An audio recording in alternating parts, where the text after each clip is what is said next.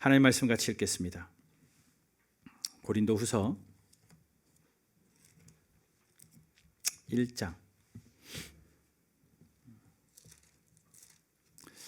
고린도서 1장 12절에서 14절 같이 한 목소리로 읽을게요. 12절에서 14절입니다. 같이 읽습니다. 시작.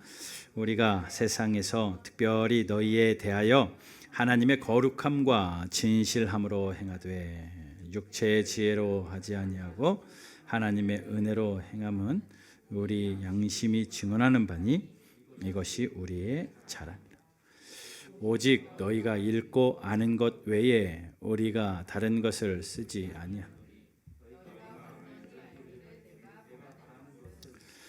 너희가 우리를 부분적으로 알았으나 우리 주 예수의 날에는 너희가 우리의 자랑이 되고 너희의 자랑이 되는 그것이니라. 아멘. 14절 맨 마지막 부분에 우리 주 예수의 날에는 너희가 우리의 자랑이 되고 우리가 너희의 자랑이 되는 그것이라. 사도 바울이요, 오늘 고린도후서 1장 12절부터 14절까지 자랑이라는 단어를 서너 번 반복하면서 씁니다. 이것이 나의 자랑이고 이것이 우리의 자랑이다 라고 이야기해요.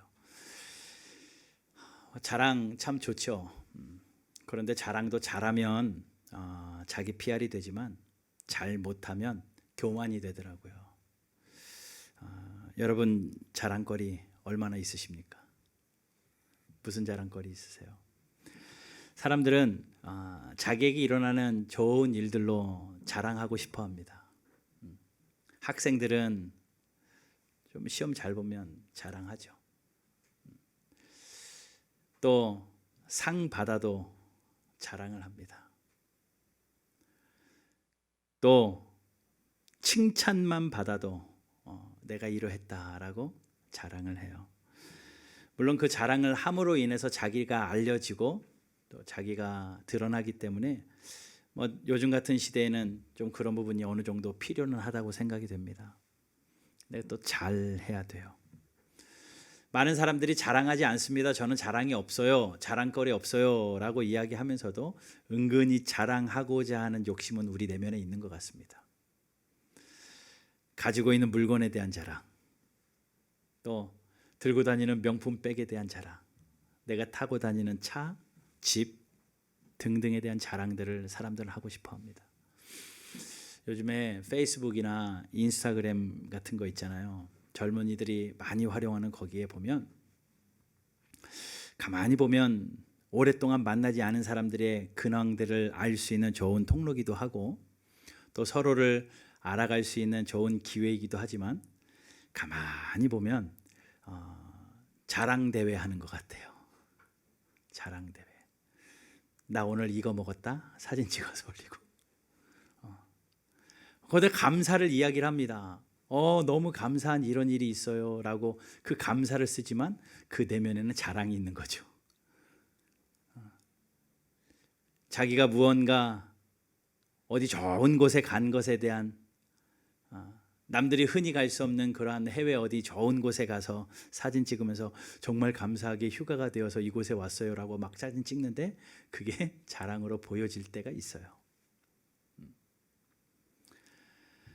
내가 이 사람과 같이 만나서 사진을 찍었습니다. 근데 그 사람이 유명한 사람이에요. 그래서 내가 내 인맥이 이 정도는 돼 라는 것으로 자랑하고 싶어서 그곳에 올리기도 해요.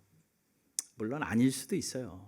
아닐 수도 있는데 또 그렇게 보여지기도 하더라는 겁니다. 그러니 자랑도요, 잘하면 자기에게 유익이 돼요. 자기를 알려야 되니까. 그런데 그 선을 넘어서면요, 자기 공로가 들어가서 교만해지기도 합니다. 그러니 그것을 크리스찬은 그것을 잘 구분하면서 좀 밸런스를 맞추면서 사는 것이 성도의 삶의 지혜인 것 같아요. 칭찬과 자랑의 차이가 있습니다. 똑같은 일을 하더라도 남이 해주면 칭찬이에요. 그런데 자기가 하면 자랑이 될 수 있습니다. 그러니 여러분, 우리에게 일어나는 일들 내가 내 입으로 내 행동으로 자랑거리 일삼아 사는 성도들이 아니라 누군가에게 칭찬받아서 내가 드러나는 그러한 성도의 삶이 되었으면 좋겠다라는 생각이 들어요. 그런데 세상 많은 사람들에게 칭찬받는 것보다 정말 좋은 것은 하나님께 칭찬받는 거죠. 하나님께 칭찬받음으로 나에게 일어난 하나님이 칭찬하시는 그 칭찬거리들이 나에게 자랑거리가 되는 것. 그게 정말 귀한 성도의 삶인 것 같아요. 그렇지 않으면요, 그 자랑 안에 자기 공로가 들어갑니다. 내가 이만큼 벌어서 이만큼 부자가 됐다. 내가 이만큼 공부해서 이만한 학위를 얻었다. 내가 이만큼 노력해서 여기까지 왔다.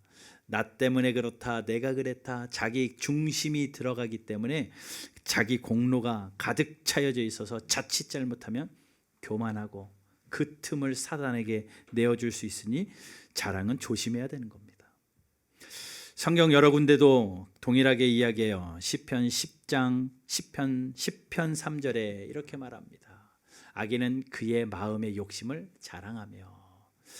마음의 욕심을 자랑한대요. 누가요? 악인이요. 내 마음의 욕심을 자랑하기 시작을 한답니다. 악인이 그렇대요.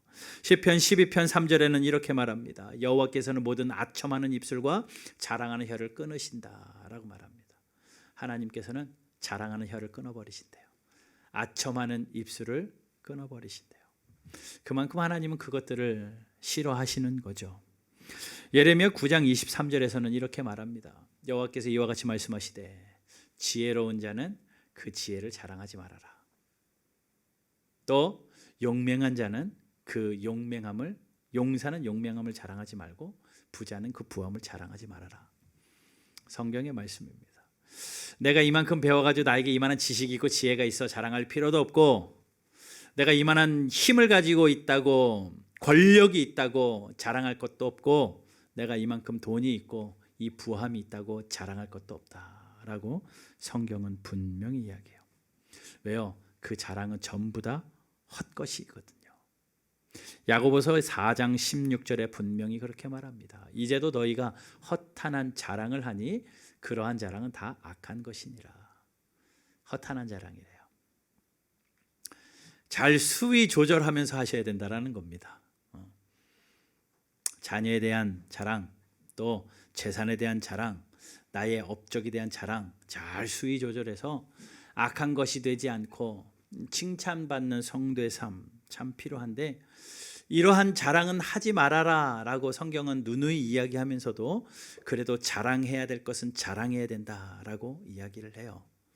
이 생의 자랑은 하지 말아야 되고 세상 자랑은 다 버려야 되지만 주 안에서 자랑함은 있어야 된다라고 사도 바울 목사님은 이야기합니다. 고린도전서 1장 31절, 자랑하는 자는 주 안에서 자랑함과 같게 하려 함이라. 주 안에서 자랑하래요. 하나님 안에서 자랑하래요. 과연 그 자랑이 뭡니까? 하나님 안에서 하는 자랑이 무엇입니까? 고린도서 10장 17절 18절은 이렇게 이야기해요. 자랑하는 자는 주 안에서 자랑할 지니라. 그 다음 절이요. 옳다 인정함을 받은 자는 자기를 칭찬하는 자가 아니요 오직 주께서 칭찬하시는 자니라. 주님께서 칭찬하는 사람, 그래서 그것으로 자랑으로 삼는 사람, 주 안에 자랑하는 사람. 자, 주 안에서 자랑하는 것 참 어렵지만 주 안에서 자랑하는 것이 어떤 자랑함인지 오늘 사도 바울 목사님께서 고린도 후서를 통하여 고린도 교회에 쓴 편지를 통하여서 과연 주 안에서 자랑하는 자랑은 어떤 자랑들일까? 잘 배워서 세상 자랑 버리고 주 안에서 자랑함으로 사는 저와 여러분들 되기를 주님의 이름으로 축원합니다. 오전에 1부 예배 드리시고 2부 예배 드리시는 분들은 복습하시는 거예요. 복습. 1, 2, 3 기억하세요, 권사님들? 기억 잘하시고 복습하셔야 돼요. 아마도 식사하시면서 같이 까먹으실 수도 있으니까. 첫 번째 12절 보게 되면 우리가 세상에서 특별히 너희에 대하여 하나님의 거룩함과 진실함으로 행하되, 사도 바울은 자신 있게 이야기합니다. 우리가 행한 행함이 하나님의 거룩함과 진실함으로 너희에게 행했다. 이것이 자랑이에요. 자, 우리가 해야 될 첫 번째 자랑은요, 우리의 진실함과 거룩함을 자랑해야 됩니다. 진실함과 거룩함이 무엇입니까? 진실함과 거룩함은요, 항상 같이 나와요.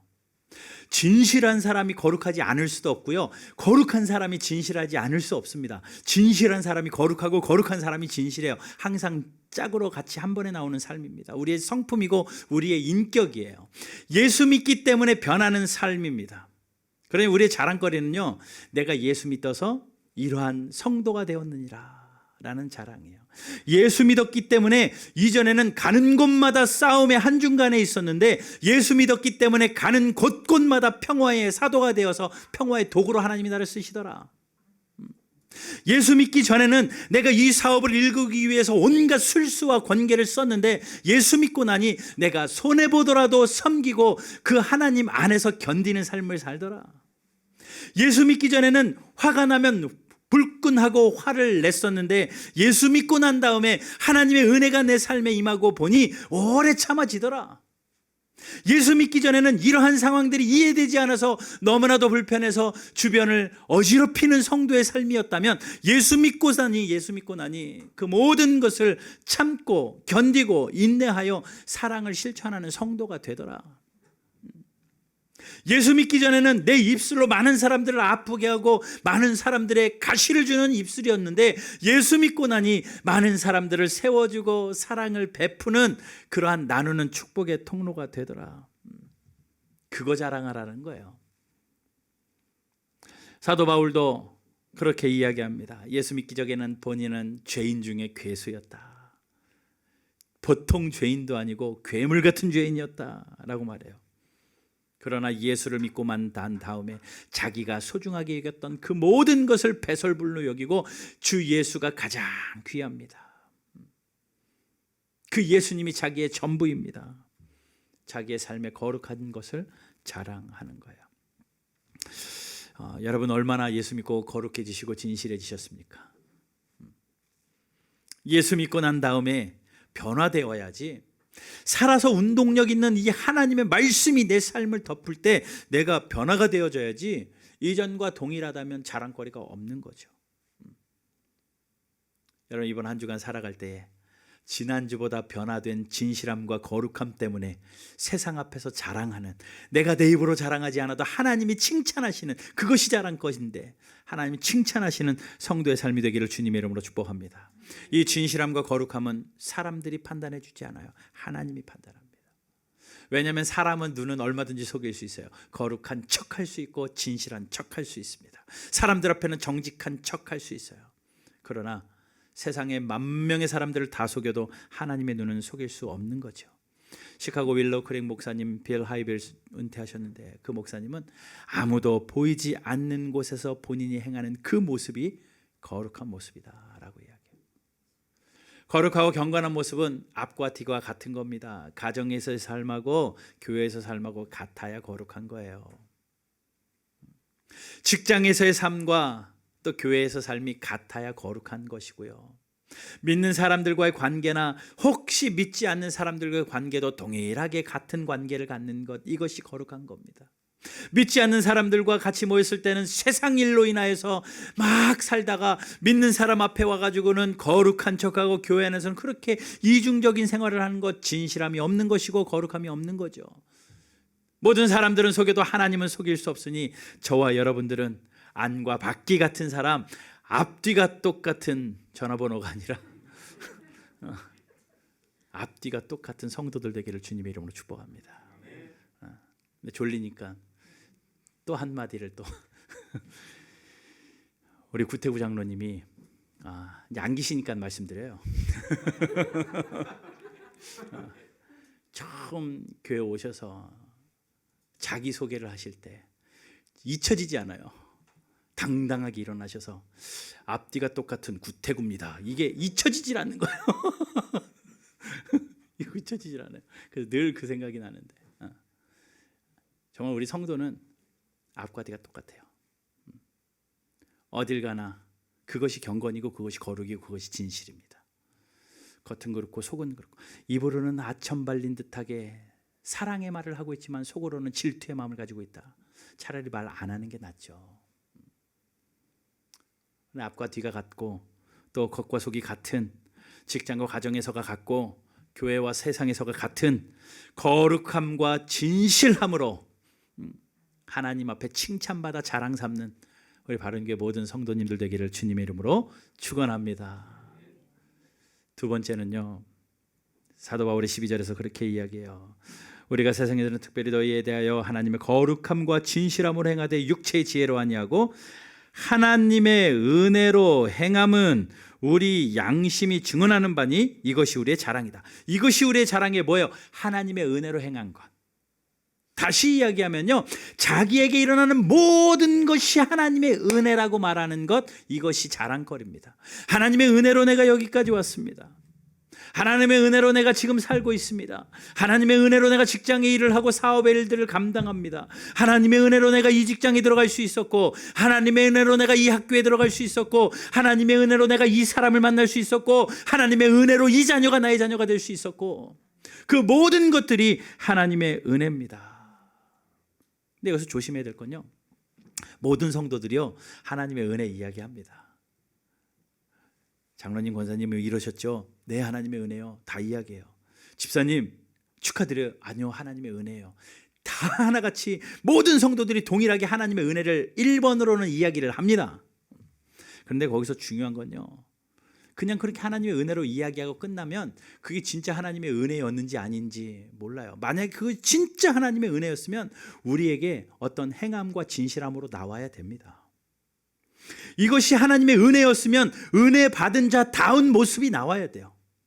하나님을 기억하고 하나님이 나에게 베풀어 주신 것이 은혜고 하나님이 나에게 생명 주신 것이 은혜면 나에게 주어진 생명 하나님 위해서 살아야죠. 내게 생명 주신 것 하나님의 은혜입니다. 하나님의 은혜로 내가 오늘 살아요 라고 말하면서 자기 욕심대로 살면 그게 어떻게 하나님의 은혜대로 사는 겁니까? 아니죠. 정말 하나님의 은혜를 말한다면 하나님의 은혜다운 삶으로 표현해내며 사는 것, 이것이 정말 중요합니다. 여러분, 정말 하나님의 은혜를 자랑하는 성도들 되길 바라고 입으로만 립 서비스 하지 마십시오. 이것은 하나님의 은혜입니다, 이것은 하나님의 은혜입니다, 누구나 다 할 수 있는 그런 정도의 은혜 이야기하지 않고 조심스럽게 하나님의 은혜를 이야기했다면 그 은혜에 합당한 삶을 사십시오. 하나님 나에게 이러한 은혜의 삶을 주셨기 때문에 하나님 내가 이렇게 하나님을 섬깁니다. 하나님이 나에게 이런 은혜의 삶을 주셨기 때문에 오늘도 은혜의 생명을 주셨기 때문에 내가 이렇게 하나님 앞에 예배합니다. 하나님 나에게 은혜의 시간들을 주셨기 때문에 이 시간 하나님 앞에 드려 봉사하고 헌신합니다. 하나님 나에게 이 재물을 주신 것 하나님의 은혜인데 그렇기에 이것 또한 하나님 앞에 드릴 수 있는 용기 주셔서 감사합니다. 이 정도로 살아내야 하나님의 은혜를 은혜답게 만드는 거 아니겠습니까? 하나님의 은혜를 기억하는 성도들 되시길 바라고 그 은혜를 태도로 삶으로 살아내므로 하나님 앞에 그 은혜를 자랑거리 삼는 저와 여러분들 되기를 주님의 이름으로 축복합니다. 우리 찬양 중에 이런 찬양이 있어요. 우리 함께 같이 반주해 주시고 찬양했으면 좋겠는데, 은혜라는 찬양입니다. 가사를 좀 한번 보면은 내가 누려왔던 모든 것들이, 내가 지나왔던 모든 시간이, 내가 걸어왔던 모든 순간이 뭐라고요? 당연한 것 같은데 당연하지 않고 하나님의 은혜였습니다. 모든 것이 은혜입니다. 모든 것이 은혜입니다. 한없는 은혜입니다. 하나님의 은혜입니다. 우리 찬양하면서 마음에 그런 고백을 담아서 립서비스 하는 성도 되지 않겠습니다. 표현하며 살겠습니다. 고백하며 찬양합시다.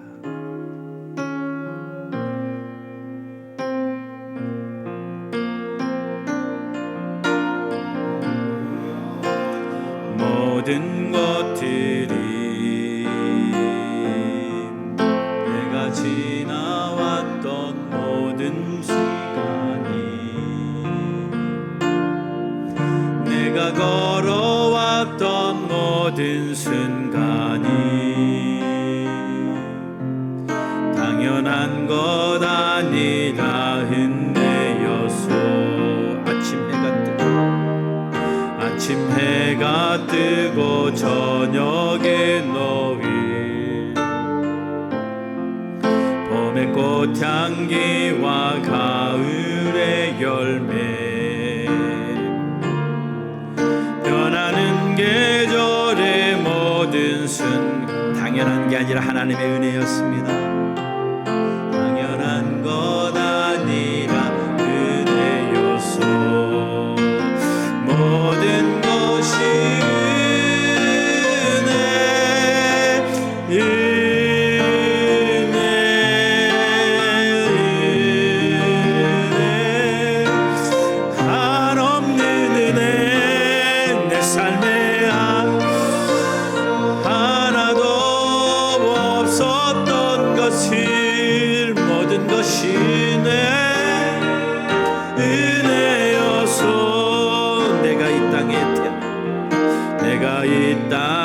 태어나 사는 것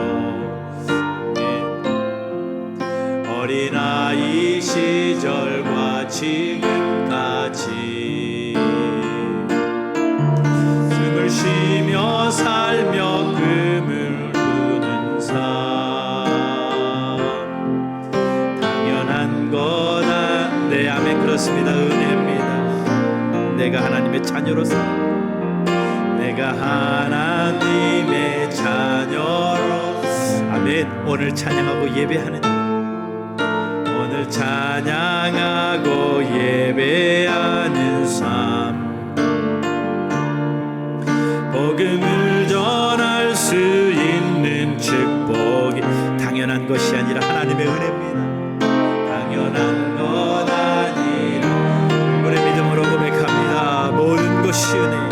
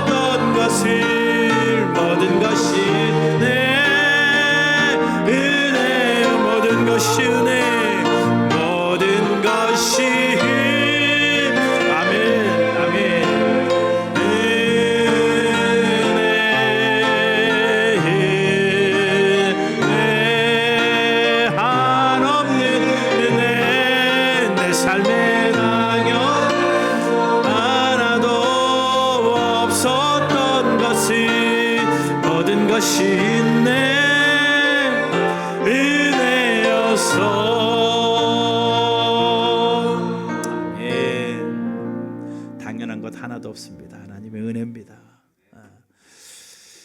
여러분 이번 한 주간 하나님의 은혜를 기억하시고 또 은혜를 감사하며 살되 은혜 받은 자답게 살아서 그 은혜를 자랑하며 사는 하나님께 칭찬받는 성도의 삶으로 이번 한 주간 간증의 삶이 되기를 주님의 이름으로 축복합니다. 마지막 세 번째는요 13절부터 볼게요. 오직 너희가 읽고 아는 것 외에 우리가 다른 것을 쓰지 아니하노니 우리가 완전히 알기 바라는 것은 사도 바울이 이야기 다른 것 쓰지 않고 완전히 너희가 알기 원하는 것은 이것이다 라고 하면서 14절 이야기합니다. 너희가 우리를 부분적으로는 알았으나 우리 주 예수의 날에는 너희가 우리의 자랑이 되고 우리가 너희의 자랑되는 그것이니라. 서로가 자랑이 되어지는 그것. 사도 바울에게 자랑거리는 고린도 교회 성도들이었습니다. 왜냐하면 복음의 수고로 낳은 자녀들이기 때문에 그래요. 교회를 건축하고 또 그 영혼을 위하여 수고하다가 그 영혼들이 세워져 가는 그 열매가 하나님 앞에서 아름다운 열매 자랑이었습니다. 또 그 성도들에게는요 그 말씀을 가르쳐준 바울 목사님이 자랑거리였어요. 그래서 너희가 우리의 자랑이 되고 우리가 너희의 자랑이 되는 그것이 예수의 날의 자랑거리다. 마지막 하나님 앞에 섰을 때 자랑거리가 바로 그러한 자랑거리가 되도록 살아라 라고 이야기하는 겁니다. 우리가 이 땅 살면서 얼마를 모았는지가 자랑이 아니라 얼마를 버는지가 자랑이 아니라 얼마나 많은 사람들을 섬기며 영혼에 대한 수고를 하느냐 이것이 자랑거리라는 거예요. 주님 앞에 섰을 때 주님이 사도 바울 목사님에게 이렇게 이야기합니다. 바울아 내가 참 수고했다. 유럽의 곳곳에 다니면서 교회를 세우느라 너무 수고했다.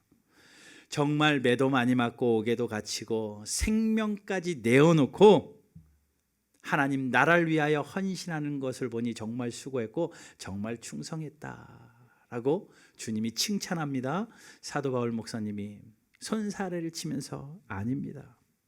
제가 한 것 아무것도 없고요. 저는 그저 제가 한 것밖에 없는데 하나님께서 허락하여 주신 이 고린도 교회 성도들 보내주셔서 그 말씀을 아름답게 받아서 말씀대로 살아내셨고 또 말씀대로 수고하고 말씀대로 섬김하고 또 그렇게 은혜로 살아서 교회가 든든히 세워졌으니 이것은 제가 자랑할 것이 아니라, 제가 칭찬받을 게 아니라 저 성도들이 칭찬받아야 돼요. 주님, 저에게 칭찬하지 마시고 이 칭찬 우리 성도들에게 주세요. 성도들이 이야기합니다. 가만히 듣자마자, 아니요 주님, 그 칭찬 우리가 받기보다는 자다가 깨다가도 고마운 것은 바울 같은 목사님 우리에게 보내주셔서 그렇게 열정적으로 말씀을 가르쳐 주셨고 또 말씀대로 살아갈 수 있도록 우리에게 이렇게 보여주셨는데, 그 목사님, 우리의 목사님 되게 해주셨으니 주님, 우리에게 감사한 거는 둘째치고 우리가 받을 공로가 아니라 목사님이 참 수고 많았습니다. 목사님 칭찬해 주세요. 서로 칭찬을 돌리는 거예요. 서로 자랑하는 겁니다. 우리의 자랑은 저 바울 목사님입니다. 바울의 자랑은 이 성도들입니다. 그것이 주님의 날에 서로 자랑거리가 되다 보니까 그 모습 자체가 하나님께 영광이라는 거예요. 그 모습 자체가 하나님께 영광. 여러분 얼마나 부러워요. 저는 부럽더라고요. 어딜 가나 내가 자랑할 수 있는 것은 성도들이고, 성도들이 자랑하는 것은 우리 교회고 우리 목사님이고, 이런 관계가 되어진다면 정말 남부럽지 않는, 부러울 것 없는 그런 신앙생활이 되지 않을까라는 생각이 듭니다. 그런데 바울이 수고한 것, 또 성도들이 수고한 것, 공통적인 건 뭐냐면요, 인간 관계에 대한 자랑을 이야기하는 게 아니에요. 목사와 성도의 관계를 자랑하는 이야기가 아닙니다. 서로 영혼에 대한 수고예요. 영혼에 대한 수고를 자랑하라는 겁니다. 복음을 전하는 그 수고를 자랑하라는 거예요. 내가 이 영혼들을 위하여 기도했고, 내가 이 영혼들을 살리기 위하여 복음을 전했고, 이 영혼들을 위하여 말씀을 전했고, 이것이 자랑거리가 되는 것이고, 그 말씀을 받아서 말씀대로 살아내는 성도가 자랑거리고, 성도들은 내가 이렇게 말씀을 살 수 있도록 말씀을 보내주신 그분이 자랑스럽고, 또 여전히 통로가 되어서 그 말씀을 또 다른 사람들에게 전달해지는 축복의 통로, 복음의 통로로 사용하여 주시니 그것이 영혼에 대한 수고가 자랑거리라는 거예요. 여러분, 우리가 마지막 때를 살아가는 이 때에 우리의 자랑거리는 뭐가 되어야 되냐면요, 영혼을 위한 수고가 자랑거리가 되어야 됩니다. 성도들끼리도 중요하겠지만 믿지 않는 한 영혼 한 영혼, 우리의 가족들 중에 또 친척들 중에 복음을 전하고 그들의 영혼을 살리기 위하여 하는 수고, 그리고 그 영혼들이 한 명씩 두 명씩 들어와 하나님의 자녀가 되어지는 그 열매, 이것이 우리의 마지막 날의 자랑거리라는 거예요.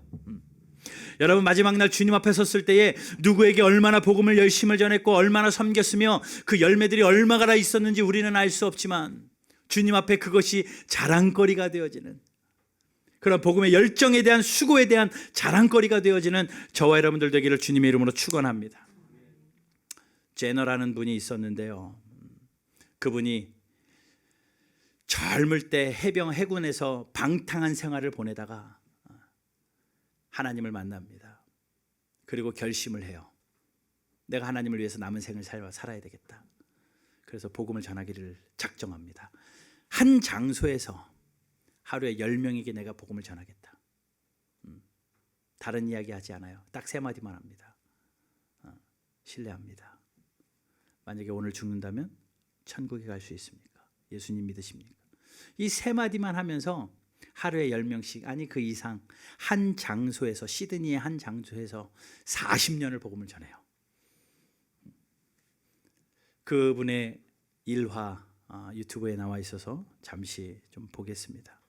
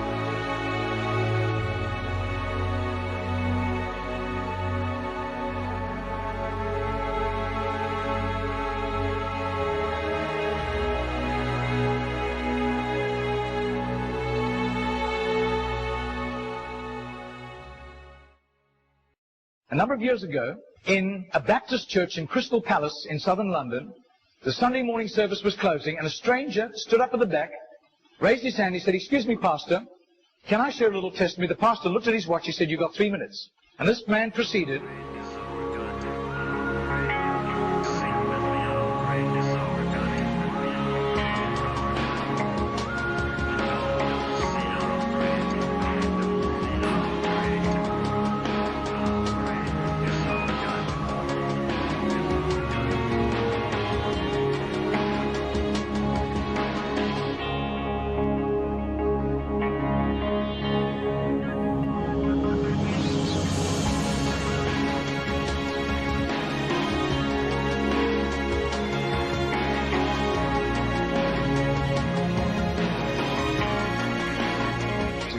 Now, this London preacher flew back to the UK and was speaking at the Keswick Convention in the Lake District. And he threw in these 3 testimonies. At the close of his teaching session, 4 elderly pastors came up and said, "We got saved between 25 and 35 years ago, respectively, through that little man on George Street giving us a tract and asking us that question."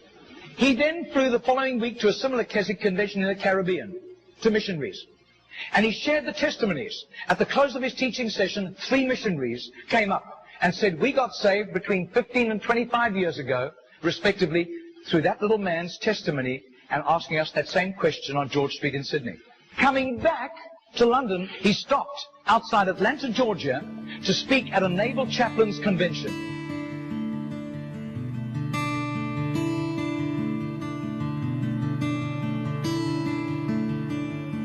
6 months later, flew to do a convention for 5,000 Indian missionaries in a remote corner of northeastern India. And at the end, the Indian missionary in charge, a humble little man, took him home to his humble little home for a simple meal. And he said, "How did you, as a Hindu, come to Christ?" He said, "One bout of diplomatic service took me to Sydney. And I was doing some last-minute shopping laden with parcels of toys and clothing for my children, walking down George Street. And this courteous little white-haired man stepped down in front of me, offered me a pamphlet, and said, 'Excuse me, sir, are you saved? If you die tonight, are you going to heaven?'" The splendor of the King, clothed in majesty. I do. His name is Mr. Genord, but I don't think he does it anymore. He's too frail and elderly. Joys, he wraps himself in light, and darkness tries to hide, and trembles at his voice, trembles at his voice. How great is our God? Sing with me, how great is our God? And all will see how great is our Margarita did a little count. That's 146,100 people. That simple little nobody except a little group of Baptists in southern Sydney knew about Mr. Genord. But I'll tell you, his name was famous in heaven.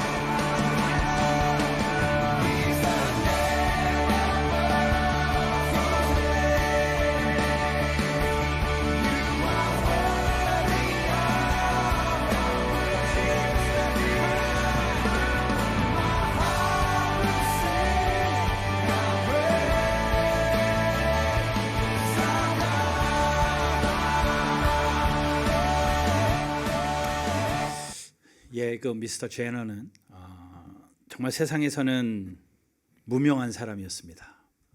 그러나 그의 수고를 하셨던 하나님, 그의 영혼에 대한 수고가 자랑거리가 되게 하시는데, 뭐 수치가 14만 6천, 뭐 그 이상도 더 될 수도 있죠. 그 영혼의 열매들이 그에게 자랑거리가 되는 거예요. 여러분, 우리가 살아가는 동안에 세상에서 칭찬받는 성도들이지 않아요. 하나님께 칭찬받는 여러분들 되기를 주님의 이름으로 축복합니다. 세상 자랑 다 버리고 영혼에 대한 수고 자랑하고, 내가 영혼을 살리는 그 영혼의 열심을 자랑하고 그 열매들을 자랑할 수 있는 그런 은혜. 오늘 사도 바울 목사님께서 이 세 가지를 자랑하라. 주 안에서 자랑하는 것은 이것이다 라고 이야기합니다. 예수 믿고 변화된 우리의 진실함과 거룩함이 우리의 자랑이 되어야 하고, 모든 것이 하나님의 은혜, 하나님의 은혜를 자랑할 줄 아는 그것이 우리의 자랑거리가 돼야 되고, 영혼에 대한 수고, 영혼에 대한 열매, 이것이 우리의 자랑거리가 되어 마지막 날 주님 앞에 섰을 때 주님께 칭찬받는 저와 여러분들 되기를 주님의 이름으로 축복합니다.